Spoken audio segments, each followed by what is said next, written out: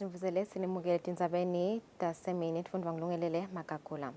Indvuna yelitiko letemfundvo Lady Howard ithi umncintiswano wekubhala ema-essays ngekugucugucuka kwesimo selitulu losukunyiswe yinhlangano yelibhayibheli kuleli Bible Society Eswatini utawusita ekuvuleni tingcoco tabafundzi lokungaba nemtselela lomuhle emsebentini wabo wesikolo. Lo msebenzi usukunyiselwe ehhotela lasesibane ezulwini. Umphathi wenhlangano yelibhayibheli kuleli Bible Society Eswatini Dr. Ncebe Mbulu uchaza kabanti ngalomsebenzi wekubhala ema-essays etindzabeni tegucugucuka kwesimo selitulu. Sine siyobuka lokuthathu ukuthi ama-facts climate change are well presented, reference to the word of God is well made, and kwesithathu sibuka ukuthi research is well done. La kufuna site khona ama-sources ethu so asayitha kahle ngiloko lesitabe sibuka ukuthi bantwana basendele kona. We have very good prizes. Lesitawa phabona abantwana.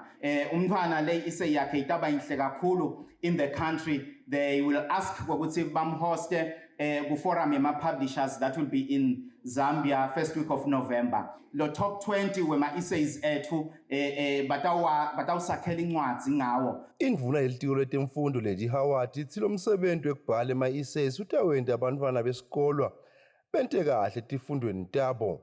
Lo mhlaba unyuku bedeke lemvelo ihluku bedeke nje kangaka ihluku yethu engithi kumbe ngekungadi kumbe ngekwenta kwethu so lokuthi seba involved kuloku le research labantwana seyitaba kubeka ku position lata ukuthi nakenda lutho as a conductor nje in day to day life yakhe akwadi kugwema tinto leti tawuhlukubeta imvelo lama skills lama research skills labatawathola labantwana ezi basebenta lendzaba yaka climate change atabasita nakuletinye tifundvo ngoba lo mfana kusho ukuthi skills sakhe sitawucecesheka lesi seku researcher ngoba uma usesikolweni vele uphila ngayo i-research uyaphuma uyofuna tinto ukuthi lokhu kungiko yini lokhu kungiko yini kusho ukuthi nje le skill lebatawuphuma naso la sebatasi apply nakulamanye ama subjects.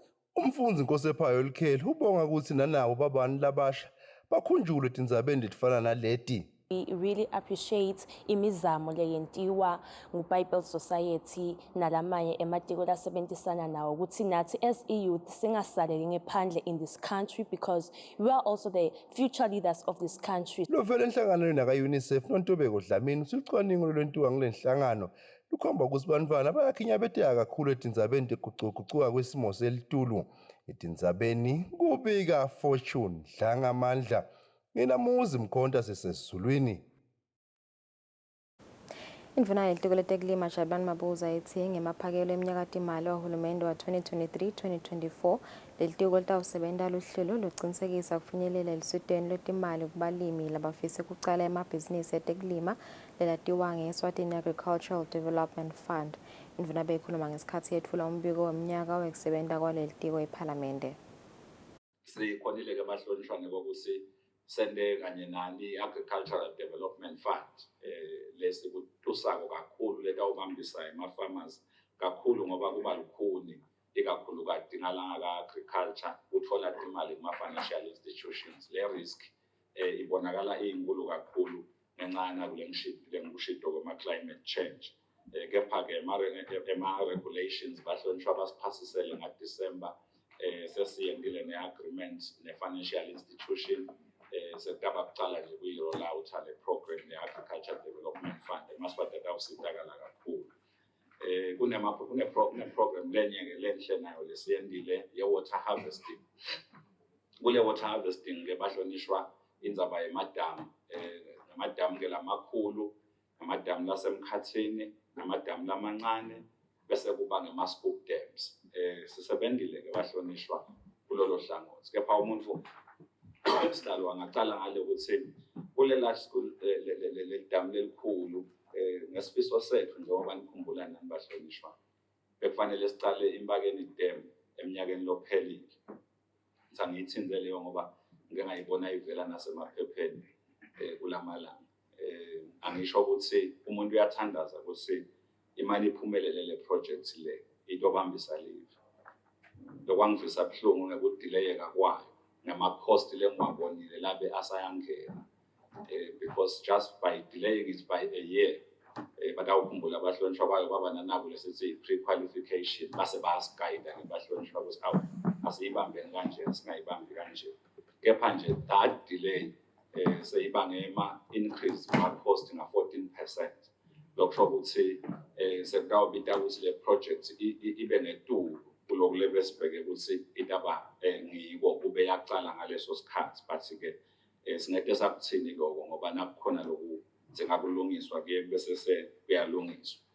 Kakhulu ke sihlalo nebahlonishwa lo ngathi nje ngithi uyangithinta nyalo nje by this time ngabe sinebantwana bemaswati ikakhulu kade iyouth ngoba kule project yaka agriculture kusebenza kakhulu iyouth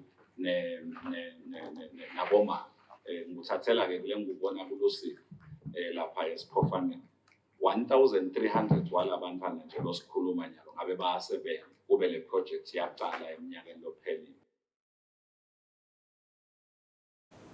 Kubalulekile ukuthi abafundi bathi kabanti ngekuphepha emgwaqweni kungako kumele bafundiswe ngako kuphepha basasebenzisa umgwaqo. Libandla lelingamele tekuchumana yeSicom ngekusebenzisana nelitiko letemisebenti lemikhulu nekuthutha abasukumisi umncintiswano wabafundi lapho babheke ukuthi babhale indzatshana ngekuphepha kwabantwana emgwaqweni.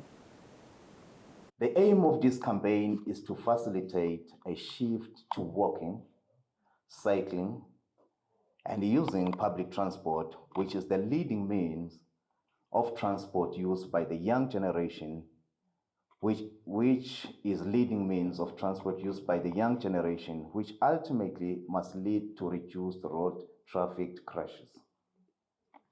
The most important target in this reduction of these incidents should be on fatal and serious injuries.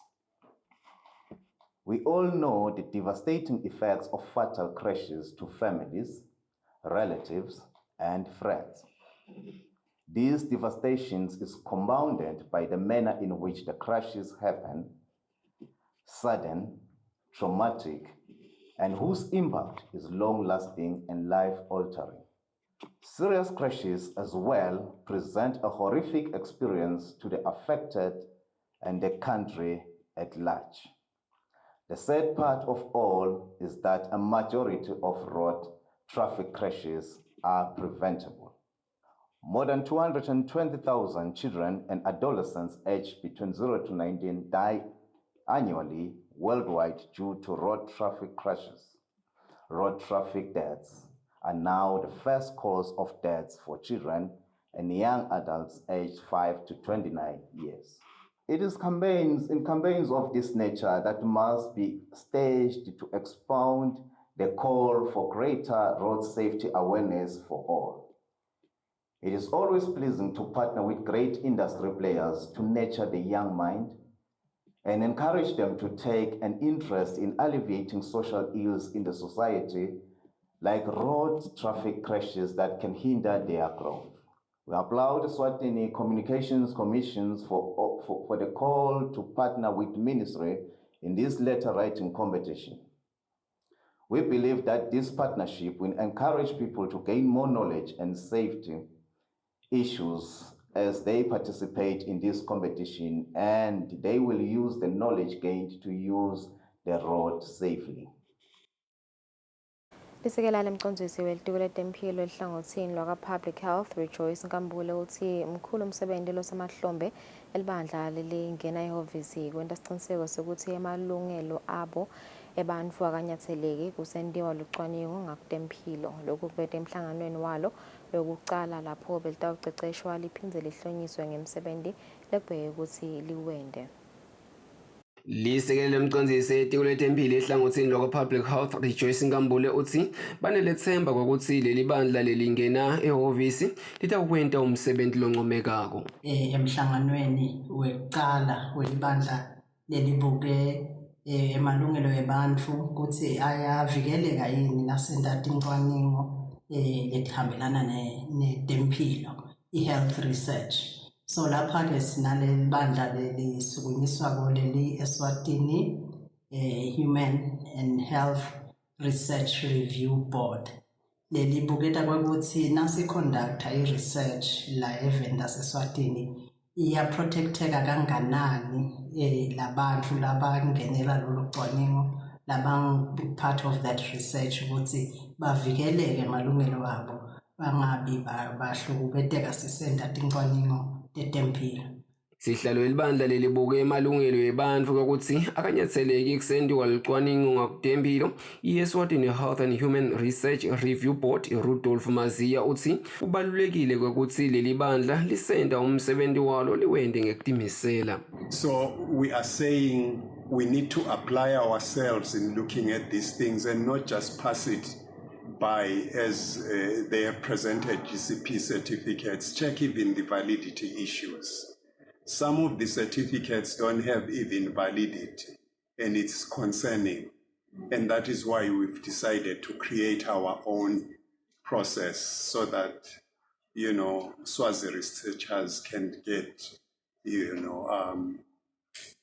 GCP certificates from our own universities here.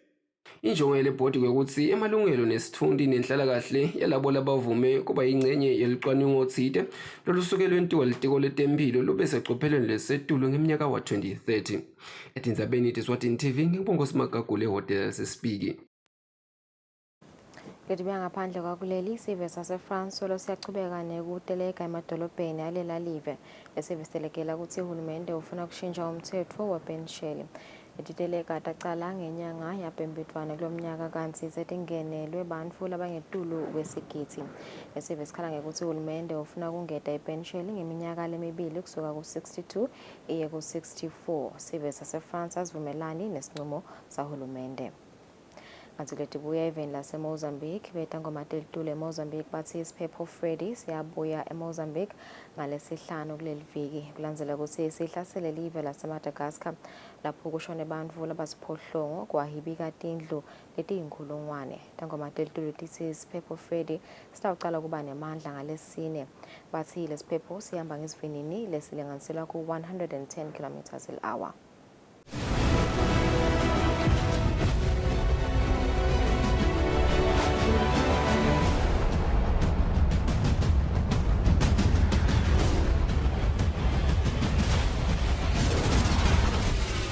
Kwezemidlalo, inhlangano ledlalisa umdlalo wekubhukusha lapha eveni seyithumise abaceceshile ababili balomdlalo lekunguMark Hore locecesha licembu leGriffin kanye nameluleki Simelane locecesha licembu lePelicans ngemuva kokuthi bakhethwe ekomitini lelibuke ukusebenta kanye nekudlalisa umdlalo wekubhukusha emhlabeni phecelezi i-World Aquatics Technical Officials.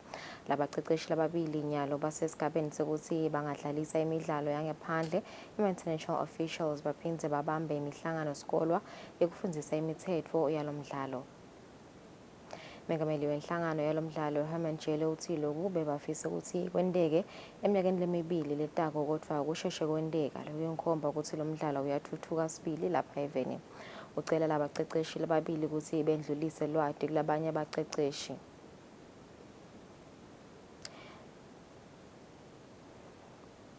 Kapteni welikhethelo lesive lalomdlalo Simanga Dlamini uthi batinhlambi talomdlalo kunyenti labatakuzuza ekakhulukati endzabeni yemithetho lemisha yalomdlalo. Labaceceshi lababili nabo bathi batimisele kuthuthukisa live kule minyaka lemine labatayihlala kuleli komiti baphindze bakhulise lizinga lalomdlalo lapha eveni. Kukhetfwa kwalabaceceshi ekomiti lemhlaba kube sento sekucala kanti batawuhlala kuleli komiti kusukela eminyakeni losetulu kude kube ngumnyaka wa 2026.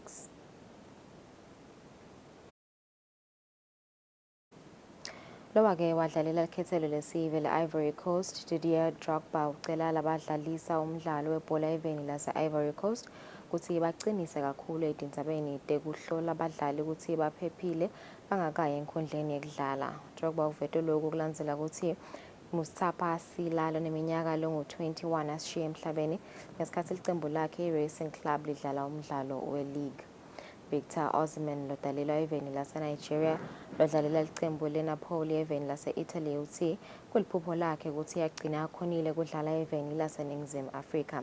Osimhen loneminyaka lengu-24 uthole umhlomelo wemidlalo lokhombe kutimisela kuyonke imidlalo kulela live yomnyaka wa 2022. Kanti endzebeni ye-UEFA Champions League lechubekako licembu le-Chelsea laseveni lase-Engilandi selithole lithikithi lekudlala kuma-quarter finals alendzebe kulandzela kushaye iBorussia Dortmund ngamagoli 2-1 emlendeni lemibili ledlaliwe. Benfica yasePortugal nayo ichubekele kuma-quarter finals ngemuva kokushaya eClub Brugge yaseveni laseBelgium.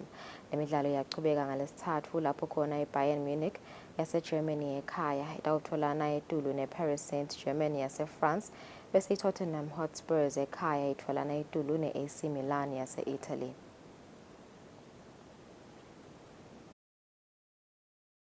Ngaleto temidlalo sibeka lapho Tindzaba tetfu nisale kahle.